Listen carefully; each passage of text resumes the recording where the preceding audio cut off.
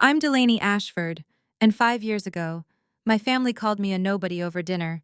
They cut my trust fund, rolled their eyes at the word startup, and told me I was wasting the Ashford name. So I walked away from their table, their rules, and their version of who I was supposed to be. What they didn't know was that the girl they dismissed would one day own the jet they'd begged to board. This is a story about being erased and choosing to rewrite yourself instead. About power, silence, and what happens when the nobody becomes the only person who holds the key. Before we dive in, let me know where you're watching from. Drop your city in the comments, and if stories about family, betrayal, and quiet revenge speak to you, don't forget to like this video and subscribe for more. Our Sunday dinners were less about food and more about performance. The polished walnut dining table, crystal glasses that caught the light just right, and the unspoken rule that appearances came before honesty. At that table, every word was currency, and every deviation from the Ashford way was a threat. I remember the exact moment I said it. The silver spoon in my hand had barely touched the soup when I looked up and told them, "I'm not going to Princeton for my master's. I'm starting a cybersecurity company. I'll be using my trust fund." The air shifted. My mother set her wine glass down with the kind of poise that made you forget it was meant to intimidate. Her voice was smooth, cutting. "A startup," she said, the word dripping with disbelief. "With those two college dropouts you met at some tech conference." Her rings glinted as she waved the idea away like smoke. "Darling, you're not a nobody. You don't have to pretend to be one." Across the table, my sister Brooke arched an eyebrow and smirked. She didn't need to say anything. Her silence was sharp enough. But then she spoke anyway. "If you're going to chase a fantasy, at least make it something tangible." Cybersecurity. She gave a dry laugh. "Please, no one in our world even knows what that means." I turned to my father, hoping, maybe foolishly, for neutrality. Instead, he folded his napkin with practiced grace and said, "Then we'll freeze the trust. Maybe that will help you think clearly." His tone wasn't angry, just final. It wasn't the loss of money that stung. It was the clarity of it all. The way they could reduce my ambition to a phase, my future to a mistake. In that moment, I wasn't their daughter. I was an embarrassment they hoped to correct. I stood up. "Keep it," I said, my voice low but steady. "If becoming someone means fitting your mold, I guess I was never really one of you to begin with." No one followed me as I walked out. No protest, no hug, not even a glance. Just the clink of silverware against china, and the quiet hum of a family content to erase the daughter who dared to dream outside their blueprint. That night, I left Charleston with a duffel bag, a half-formed product idea, and something far more powerful: resolve. I didn't have their approval, but I had vision. And sometimes, the loudest statement you can make is walking away without needing to explain yourself. They called me a nobody. That's fine, because I was about to become the kind of nobody they would never be able to ignore again. Leaving Charleston wasn't dramatic. There was no door slam, no final shout, just silence and the weight of a decision I couldn't take back. I moved into a friend's spare room the next morning. Rent was cheap, the air mattress barely held air, and the Wi-Fi cut out every time someone microwaved something. But it was mine. More importantly, it was the first space I'd ever occupied that didn't require me to play a role. The startup wasn't glamorous. It was a garage that smelled like old paint and motor oil, tucked behind a laundromat in North Charleston. We didn't even have a name yet, just a concept and a prototype that barely functioned. But for the first time in my life, I was building something that felt like it had my fingerprint on it. Days blurred into nights. I'd write code until my vision went blurry, sleep for a few hours on the couch, then start again with instant coffee and cold noodles. My co-founders, Marcus and Theo, were just as broke and just as stubborn. We kept a whiteboard by the fridge where we scribbled goals in fading marker. Secure one client. Survive one more month. No investors. No advisors. No mentors. Just us. And through it all, not a word from my family. No, how are you? No. Do you need anything? Not even a passive-aggressive voicemail. The Ashfords didn't do half measures. When they cut you off, they cut you clean. I'd become the daughter they didn't mention in conversation. A ghost in heels. But in that silence, I found something unexpected. Space. Freedom. I didn't have to impress anyone or live up to some legacy embroidered on country club napkins. I was free to fail. And fail we did. A lot. Our first pitch deck was so bad that Arcus's laptop crashed trying to export it. The first security demo froze halfway through a coffee shop Wi-Fi test. One early investor meeting ended with the guy literally laughing. 3 kids with no connections, no capital, and no traction, he said, handing back our printout. Good luck. Seriously. We laughed too. But that night, I cried alone in my car. Not because I doubted the idea, but because I was tired. Tired of carrying something no one else seemed to believe in.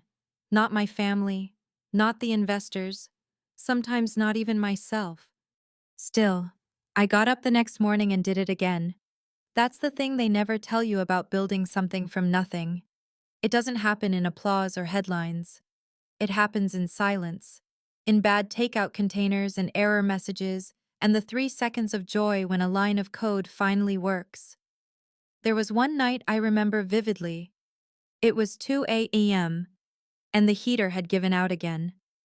I was wrapped in 2 sweatshirts, sipping lukewarm coffee, staring at a screen of red error codes. Then, suddenly, the build succeeded. It actually worked. I let out this strangled laugh and whispered, "We did it," even though no one else was awake to hear it. That was the first win. Tiny, invisible, monumental. Later that week, Brooke posted a photo from some gala, silver gown, diamond necklace, captioned, "Family is everything." I stared at it for a moment, then closed the app. Not out of anger, just clarity. They had their version of family. I was building mine, not with last names or bloodlines, but with belief and grit and late-night takeout. And while they measured legacy in lineage and property deeds, I was rewriting the definition of value, one line of code at a time. I was alone, but I wasn't lost. Not anymore. Progress rarely announces itself with fireworks. Most of the time, it shows up quietly. A string of clean code, a server that finally holds, a client demo that doesn't crash. For us, it came on a Tuesday morning in early spring, the kind of morning where the air still bites, and the garage heater was fighting a losing battle. Theo had stayed up all night rewriting our encryption model. Marcus was pacing with coffee number 5. I was watching the simulation run on my screen again. We'd tried this version a dozen times. Every single one had failed. Until it didn't. It was subtle at first. The code compiled clean. Then the AI started adapting in real time, not just identifying threats, but predicting them. 2 layers deep. My eyes widened. "Run that again," I whispered. Theo leaned in. That was the rerun. We stared at the screen in silence. Marcus finally let out a slow exhale. Holy. That's when we knew. This wasn't just a prototype anymore. This was a product. A real one. A self-learning, adaptive cybersecurity platform that didn't just respond. It anticipated. We had built something the market didn't even know it needed yet. That same week, we filed for provisional patents. I stayed up 3 nights straight writing a new deck, redesigning the pitch, and lining up a few risky meetings, the kind where you walk in with coffee-stained slides and leave with either a check or a chuckle. The check came first. A mid-tier angel investor named Rebecca Chan believed in what we were building. She didn't care that we weren't Stanford dropouts or that we'd never worked at Google. She looked at the demo, then at us, and said, "You're early." But you're right. A week later, we had our first round $800,000. It felt surreal. Not the money, but the validation. That someone saw it. That someone saw me. We moved out of the garage 2 weeks later into a co-working space in downtown Seattle. It wasn't fancy. We still shared one bathroom with a podcast startup and a kombucha brand that smelled suspicious. But it had working heat, and windows, and a front desk that called me Ms. Ashford. That was new. What didn't change was the silence from Charleston. By then, I'd stopped expecting it. I didn't check for missed calls anymore. I didn't refresh my inbox looking for something from my mother, or Brooke, or anyone with the Ashford name. Our win didn't belong to them. It belonged to the nights we didn't quit, to the ramen and the rewrites, to the version of me who stared down every rejection and kept building anyway. I didn't need them to see it. I just needed to see it for myself. Still, part of me wondered, did they know? Did they hear whispers in their circles about a young woman in tech disrupting the security space? Did they recognize the last name on those early press mentions? If they did, they never reached out, not even a polite curiosity. And maybe that was a gift, because it allowed me to move forward without their shadow trailing behind me. My success wasn't reactive. It wasn't revenge. It was mine, earned, carved, and coded from scratch. One evening, after signing our second investor term sheet, I stood alone on the rooftop of our building, watching the Seattle skyline blink in the distance. The wind was sharp, but I didn't feel it. I just stood there, tired, grateful, alive. We weren't rich, not yet, but we were real. And for the first time, I didn't feel like a nobody trying to prove something. I felt like a founder. 5 years. That's how long it took to go from 3 sleep-deprived kids in a freezing garage to the company with its name etched into glass above a downtown Seattle skyline. Ashford Technologies wasn't just another startup anymore. It had become the backbone of cybersecurity for some of the biggest players in finance, healthcare, and defense. And the world had taken notice. Our IPO made headlines in every major outlet. AI-powered cybersecurity firm Ashford Technologies goes public with record-breaking demand. By noon on launch day, we were trading 3 times over projections. By close, we were front-page news. But none of that compared to the moment I stepped into my new office for the first time. Floor 47, penthouse suite. Floor-to-ceiling windows wrapping around the entire space, letting in the kind of light that felt like permission. The view overlooked Puget Sound to the west, the Space Needle just off-center like a punctuation mark.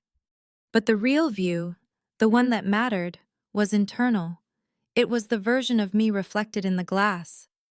Not the girl who had walked out of Charleston with nothing but stubbornness, but the woman who had built something lasting, something untouchable. The first time I sat at my new desk, custom walnut. No crystal this time. I took out a photo I'd kept hidden for years. It was from the garage days. I was asleep on a broken couch, surrounded by coffee cups, post-it notes, and lines of code scrawled across a whiteboard. I framed it, placed it on the corner of my desk, and smiled. That version of me had no jet, no corner office, no press coverage. But she had vision, and she never gave up. The Gulfstream G650 came later. It wasn't about luxury, though I won't lie. The leather seats and onboard espresso machine didn't hurt.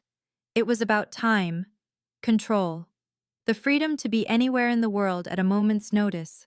We had clients in London, Tel Aviv, Tokyo.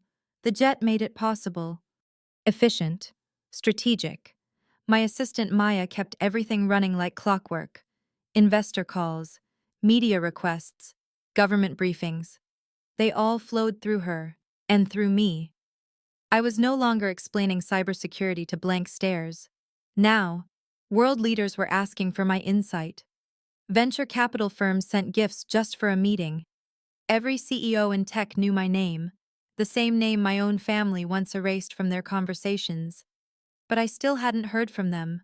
Not a word since the day I walked out of that dining room. Not even after the IPO. Not after the Forbes feature. Not after the photo of me ringing the NASDAQ bell went viral. Charleston, it seemed, remained quiet. And I was fine with that. Because of this success, this empire, it wasn't built to win them back. It was built to set me free. One night, just after midnight, I stood alone in the office with the lights off. Seattle glittered below like a circuit board. Maya had gone home. The world was quiet again. Not like the silence I used to fear, not the kind that echoed with loneliness. This silence was earned, chosen. I poured a glass of bourbon and walked to the window, watching a jet take off in the distance.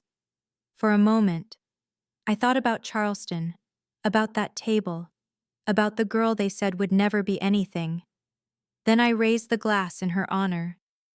To the nobody who became the name on the building, and to the silence that, for once, felt like peace. The storm hadn't even touched Seattle, but the ripple effect was already felt across the country.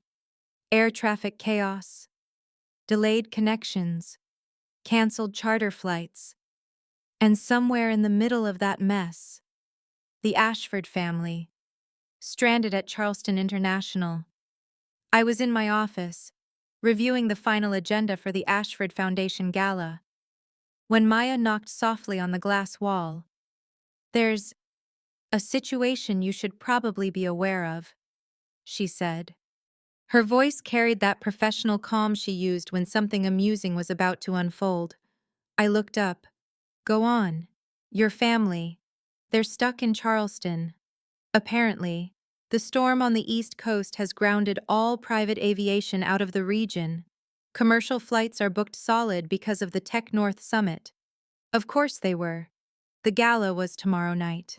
Our annual centerpiece event. The one that kept the Ashford Foundation's name in every social column from San Diego to DC. For years, it had been my family's primary stage.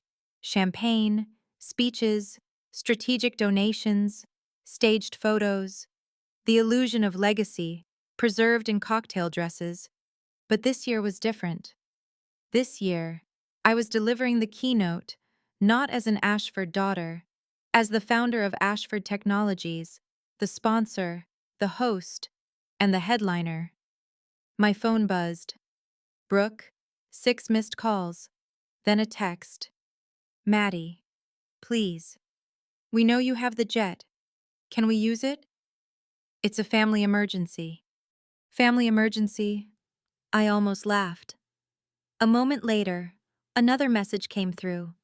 This one is from my mother. "Delaney. Darling. Surely we can put the past behind us. The gala is critical for the family's presence. Everyone will be there.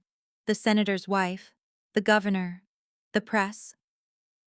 I looked down at the screen, then slowly placed my phone face down on the desk. I hadn't spoken to them in 5 years. Not one call. Not even a congratulatory text when the IPO hit.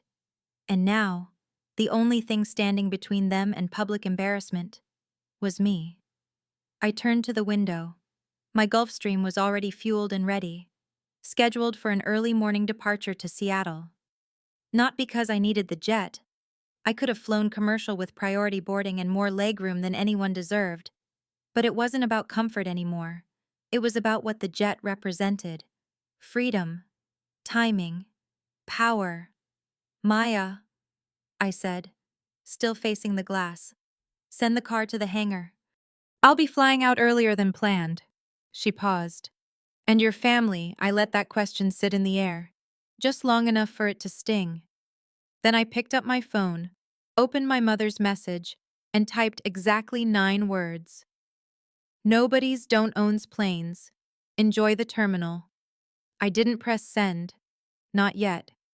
Instead, I slipped the phone into my coat pocket, grabbed my keynote folder, and headed for the elevator. Let them wait. Let them sweat. Let them explain to Charleston's elite why the Ashfords were absent from their own gala. Some revenge is loud, but the best kind takes off without a sound. The runway shimmered under the late afternoon light, just warm enough to blur the edges of the tarmac. My Gulfstream G650 stood waiting, polished and still, its silver body catching the sun like a blade.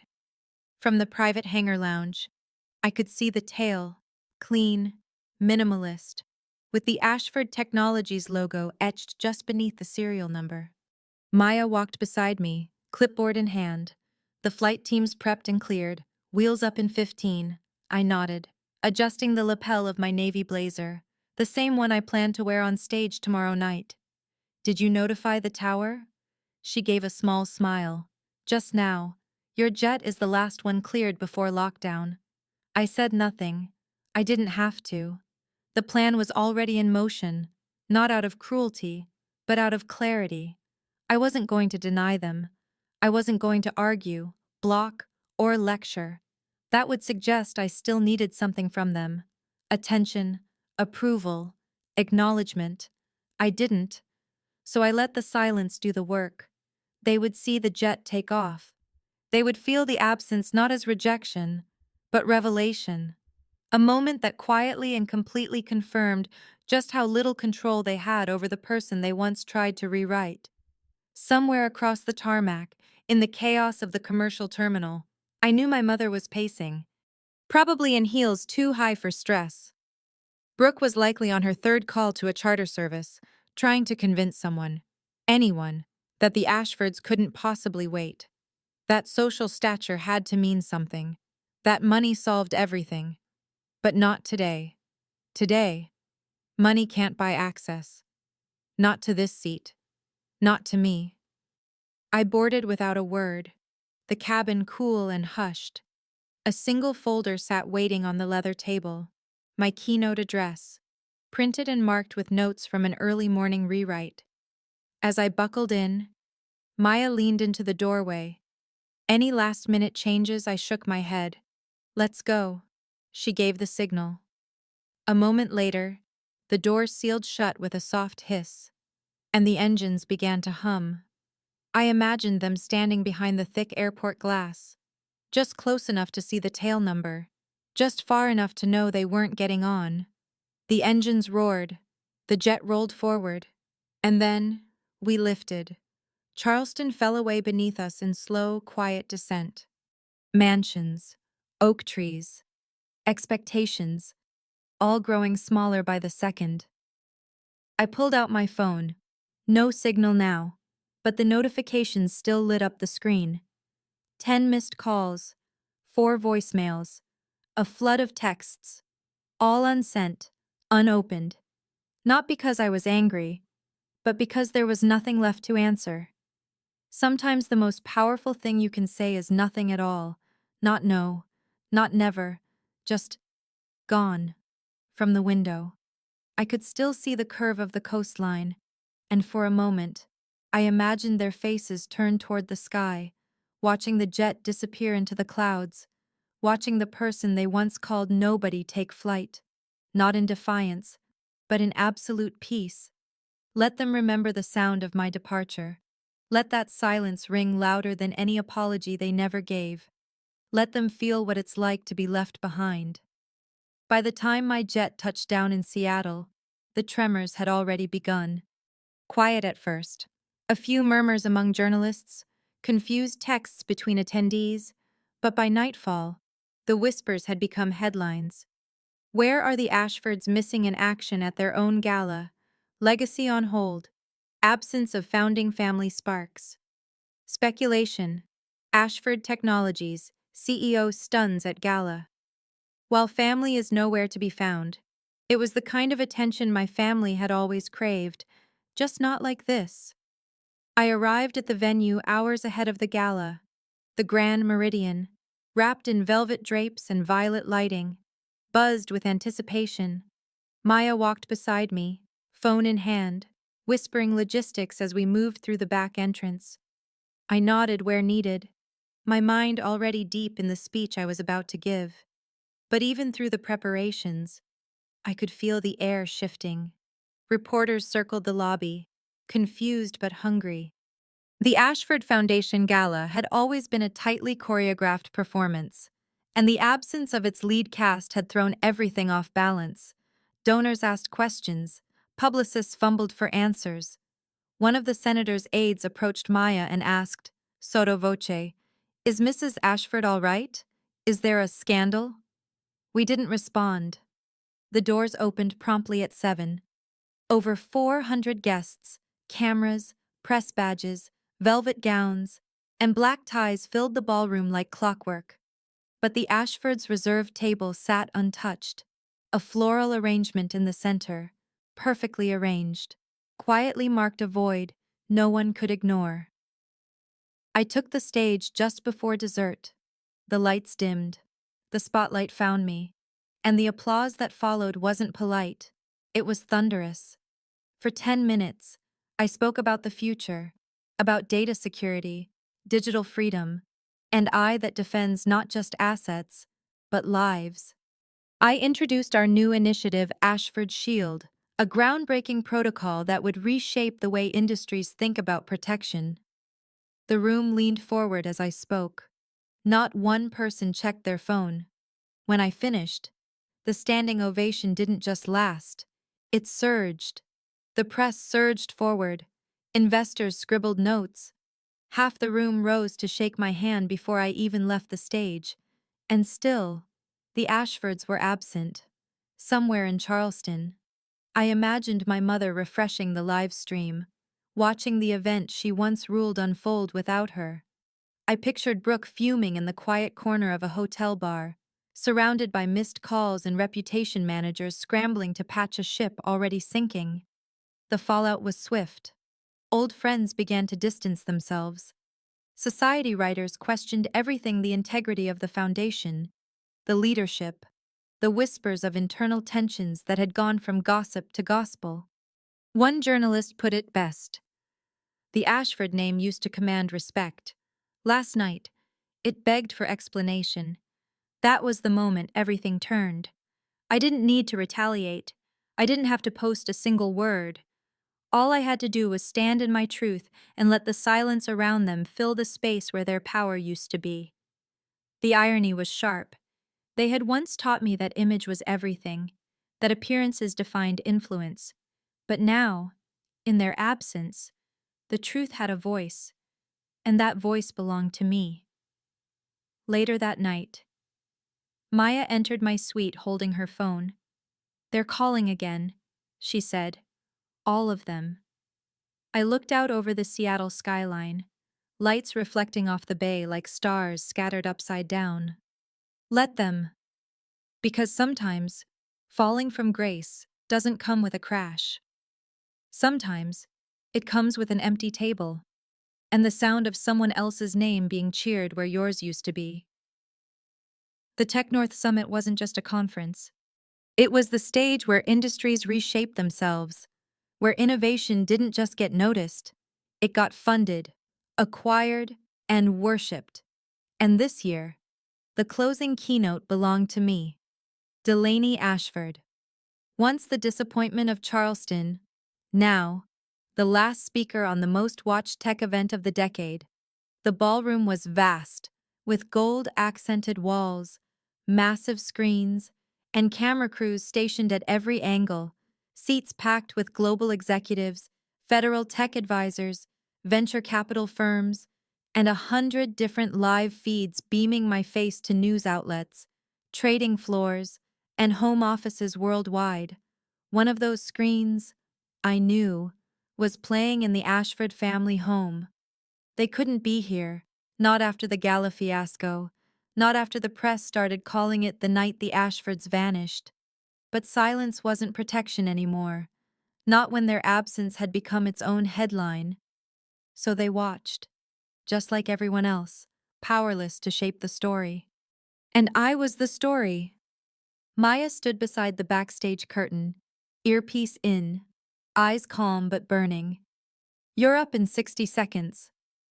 I glanced down at my tablet one last time. No notes. I didn't need them. I had lived this speech. When my name was announced, the room swelled with applause that felt almost unreal. Not just recognition, but anticipation. I stepped onto the stage, crossed to the center, and waited for the noise to settle. Then I spoke. 5 years ago, I was told I'd never be anybody. The idea of a predictive, AI-driven encryption model was a fantasy, that no serious company would ever trust it. I paused, letting the silence hold.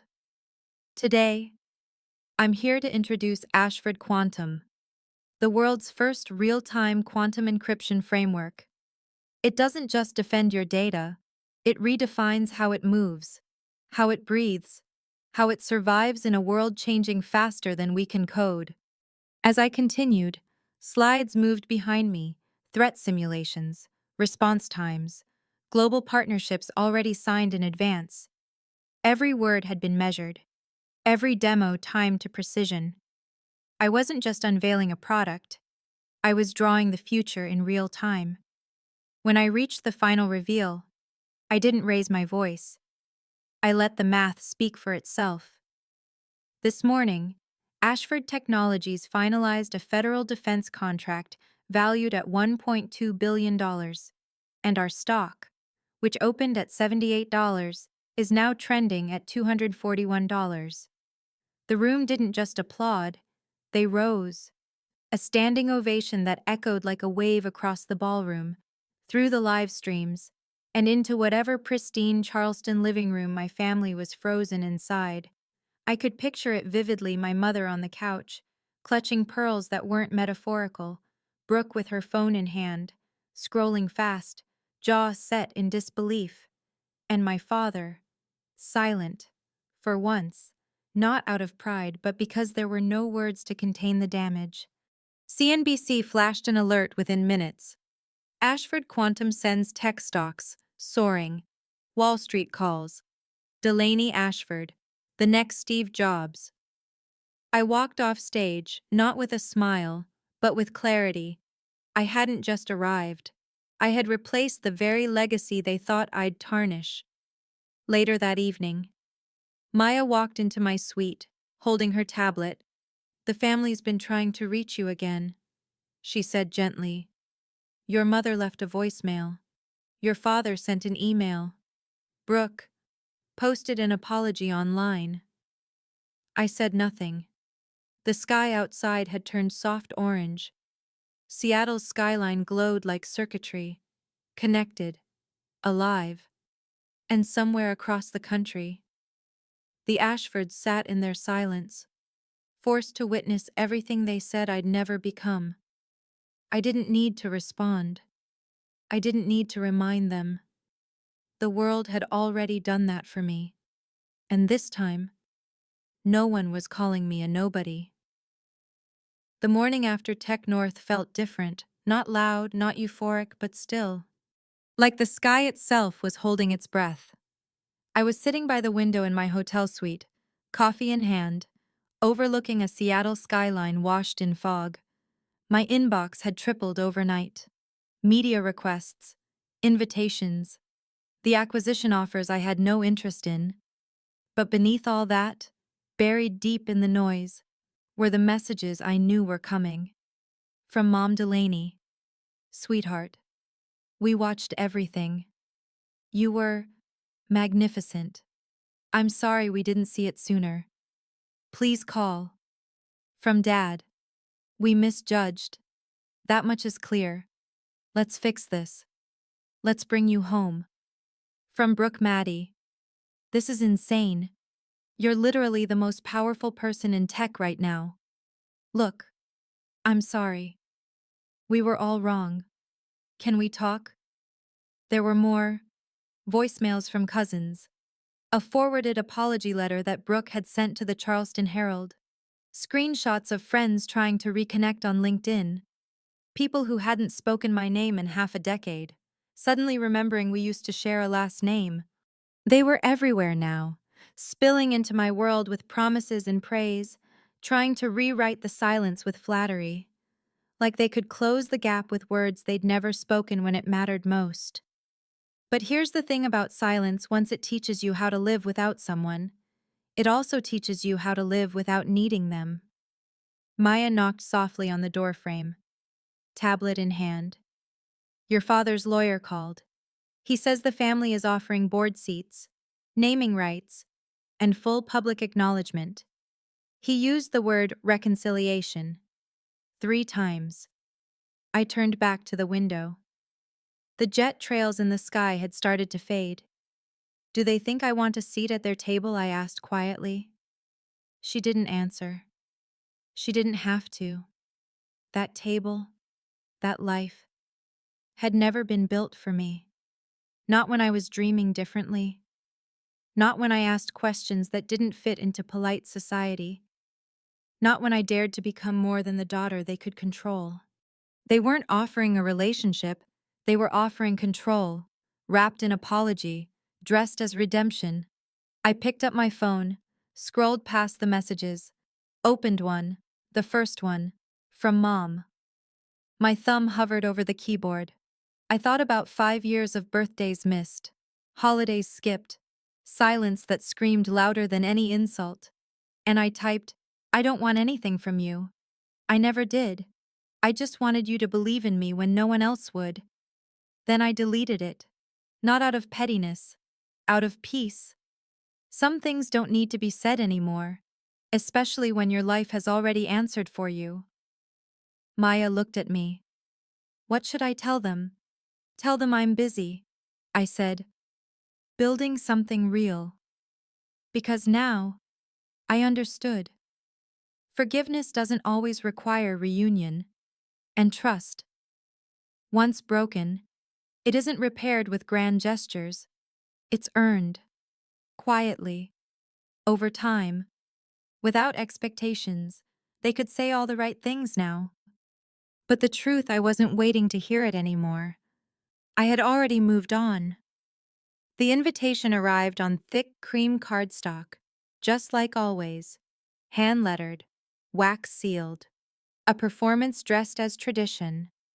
Ashford Family Reconciliation Brunch. The header read, followed by the date, time, and location: the family estate in Charleston. The same dining room, the same polished table, the same script, only now rewritten to suggest healing. Inside the envelope, a personal note from my mother, written in looping cursive. Delaney, we miss you. Let's start over. Come home. But I wasn't the one who left home. They had sent me away with silence, with a verdict, with an exile disguised as concern. And now, after 5 years of building something real, of becoming more than the label they gave me, I was supposed to return, smile politely, and accept a seat like nothing had ever been broken. No. I didn't need their brunch. I had built a life where I no longer needed to ask for space. I owned it. The next morning, Maya read through the itinerary while I reviewed campaign drafts for our next cybersecurity rollout. She paused at the final item. Your family's event is tomorrow. You never responded. I didn't look up. I know. They've followed up twice, she added gently. This time from your sister. She says they want to apologize formally, that it won't be performative. I closed my laptop. Tell them this, I said slowly. I'm glad they're trying to change. I hope they do. I truly hope the Ashford name means something better in 10 years than it did 5 years ago. But I'm not coming back to prove anything anymore. I'm not the girl they called a mistake. I'm not the risk they tried to cut off. I don't need a chair at that table. Maya nodded, and for a long moment, neither of us said a word. That was the real shift, not just in power, but in posture. I no longer saw my family as something I had to confront or win back. I saw them exactly as they were: part of my origin, not part of my destination, because families can evolve, or they can repeat. But what they don't get to do is rewrite the damage without living through the repair. I poured a cup of coffee and walked to the window. The morning light broke gently through the skyline, and I felt, for the first time, untethered from needing their approval. They had called me a failure. Now I was a founder. They had called me impulsive. Now I was a strategist with the market's trust. They had once seen me as an outsider in my own lineage. Now, I no longer needed a place in the family to know who I was. The old table could remain as polished as ever. But I wasn't taking a seat at it, not because I was bitter, but because I had outgrown the room. Forgiveness doesn't mean return.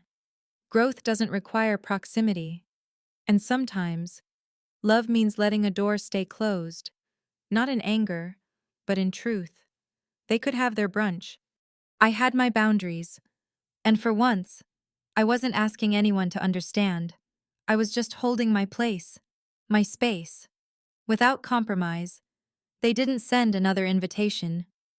This time, they arrived in person. Maya stepped into my office one quiet Thursday morning, holding a small tablet and a question in her eyes.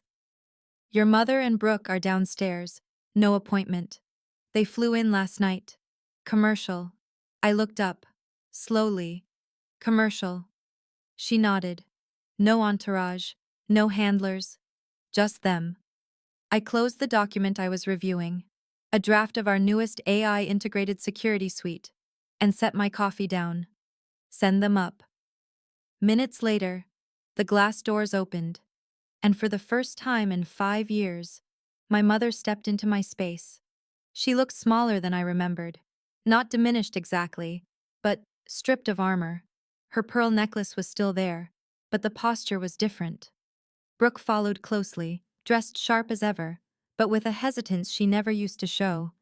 They sat across from me at the table near the window, the same one where I'd closed multi-million-dollar deals, negotiated international contracts, and launched global partnerships. Now, it was something else entirely. "Delaney," my mother began, then paused. "I don't know where to start." I waited. Brooke jumped in. We watched the keynote, and everything that came after. We know we don't get to ask for anything, but we're here to listen. My mother placed something on the table, the original Ashford Foundation Charter, printed and annotated. "We'd like to make this right, not just for you, for the name, for the future. We want to rebuild the foundation with your vision." I stayed quiet, letting the weight of the offer settle in the air. They were extending a hand, not to pull me back into the past, but to walk into something new. Still, I didn't move quickly. Some lessons require stillness. Some forgiveness needs structure. Finally, I spoke. "If we do this, it won't be a rebranding. It won't be a headline or a redemption tour." They nodded, waiting. "I want the Ashford Foundation repurposed into a technology education initiative, specifically for underserved communities, inner-city schools, rural areas, kids with no connections, no access, but a fire that no one's bothered to feed." My mother blinked. "Scholarships." "More than that," I said. "Grants, equipment, mentorship, pipelines to real opportunity, not just ceremonial funding. I want this to be the thing we needed, but never had to ask for." Brooke looked down, her voice softer than I'd ever heard it. "And your name on it?" I shook my head. "No, their names. The ones no one ever remembers. The nobodies." Silence stretched across the room. But this time, it wasn't heavy. It was clean. My mother reached forward, her hand shaking just slightly. "We'll do it," she said. "All of it. Your way." There was a pause, not awkward, but honest. A small breath between who we'd been and who we might become. Later, I walked them to the elevator. No hugs, no grand gestures. Just a quiet understanding that the door was no longer closed. But not wide open either. It was unlocked. And that alone was everything. Sometimes reconciliation isn't about returning to what was. It's about designing what could be, with boundaries, with intention, and with a version of love that finally earns its place. The Ashford Foundation would rise again. But this time, it would stand for more than legacy. It would stand for access, for dignity, for second chances, and for the kids who'd been called nobodies, right before they changed the world. The jet lifted smoothly into the sky, its silver body catching the late afternoon sun as it curved east toward Charleston. This time, it wasn't me on board. It was my mother and Brooke, flying home, not in triumph, not in shame, but in reflection. They hadn't asked for first class. They didn't need to. The gesture was already bigger than the ride, and I didn't send them off with fanfare, just a quiet nod, a simple goodbye, and a folder tucked into my mother's hand. The finalized blueprint for the Ashford Tech Initiative. Back in my office, the city pulsed beneath the windows, Seattle's skyline humming like circuitry. The world was already moving on, but I wasn't rushing to keep up. I was still present, rooted. Behind my desk, 3 frames hung on the wall. Not awards, not magazine covers, not stock certificates, just 3 moments that told the whole story. The first, a screenshot of Brooke's message from the airport 5 years ago. Maddie, please. We know you have the jet. Family emergency. The second, my reply. Nobodies don't own planes. And the third, the newest, is the opening page of the Ashford Tech Initiative Charter. A design with no signatures, just purpose. A future shaped for kids who might never sit at those polished tables, but who would build their own. I stared at the frames for a long time that night. I wasn't angry anymore. I wasn't proving anything. I was simply here. The woman they couldn't see, the one they called a nobody, had never needed to become somebody in their eyes. She just needed to become herself. And now, she was visible. To the world. To herself. And maybe, finally, even to them. Because sometimes the greatest revenge isn't power or applause.